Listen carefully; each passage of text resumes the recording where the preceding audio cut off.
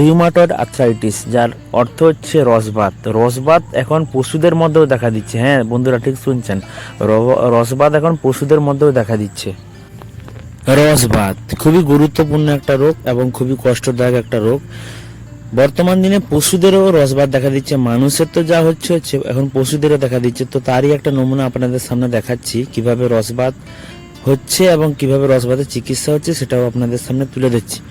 প্রিয় বন্ধুরা, আজকে চলে এসেছি আমি এই গবাদি পশুটার চিকিৎসা করতে। গবাদি পশুটার কিন্তু একটা পায়ে রসবাত হয়েছে, যার ফলে পাটা ব্যথা হচ্ছে এবং পাটা ফুলে গেছে, রস জমে গেছে এবং তার একটা পা খোঁড়াচ্ছে, ব্যথা যন্ত্রণা হচ্ছে, ঠিকভাবে ভর দিতে পারছি না পায়ে।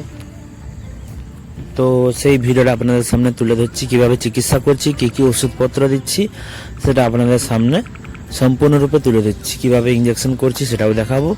তো বন্ধুরা, এই রসবাত, যার অর্থ হচ্ছে রিউমাটয়েড আর্থ্রাইটিস, এই রিউমাটয়েড আর্থ্রাইটিস কিন্তু মানুষদের হচ্ছে, সঙ্গে সঙ্গে পশুদের, গরু ছাগলেরও দেখা দিচ্ছে। হঠাৎ করে পা ফুলে যাচ্ছে, তারপরে খোঁড়াচ্ছে এবং কখনো কখনো উঠতে পারছে না, কখনো কখনো সে পায়ে ভর দিতে পারছে না, এত ব্যথা।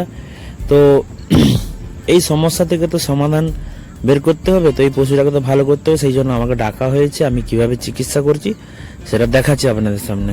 একটা অ্যান্টিবায়োটিক করছি যাতে ফোলা রসটা যাতে শুষে নেয়, আর একটা নার্ভের ইঞ্জেকশন করব যাতে পাটা ঠিকভাবে ভাঁজ খেতে পারে, আর সঙ্গে একটা ব্যথার ইঞ্জেকশন করছি, ব্যথাটা যাতে কমে।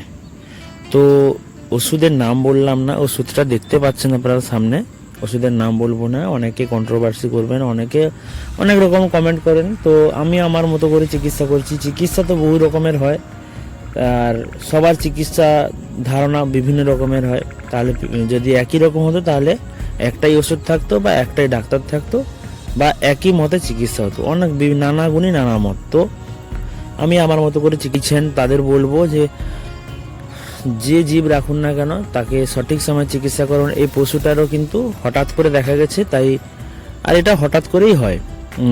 তো কেন হয় সেটাও বলে দিই। যদি কোনো স্যাঁতস্যাঁতে জায়গায় পশুকে বাঁধা হয় বা ঠান্ডা জল খাওয়ানো হয় বা বেশি গিয়ে তার যে মা যে ছিল বা যেখান থেকে ক্রসিং হয়েছে তার যদি এই রোগটা থেকে থাকে, তাহলে কিন্তু এই সমস্যাটা দেখা দেয়।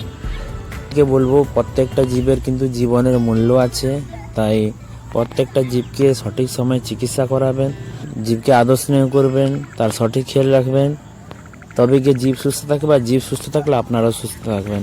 তো বন্ধুরা, আমি আমার ভিডিওটা এখানে শেষ করব, আর ভালো থাকবেন, সুস্থ থাকবেন, দেখা হচ্ছে পরের ভিডিওতে।